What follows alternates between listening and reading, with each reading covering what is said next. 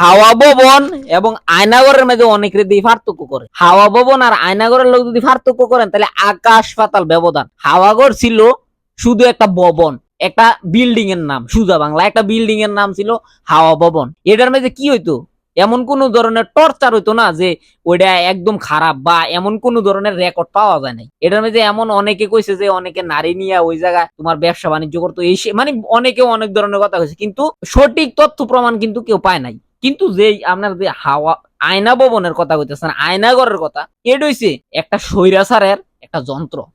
পৃথিবীতে সবাই শাসন টিকে রাখার জন্য তারা বিভিন্ন ধরনের যন্ত্র ইউজ করতো। তো হাসিনাও কিন্তু এমন একটা যন্ত্র ইউজ করছে, এটার নাম হচ্ছে আয়নাগর।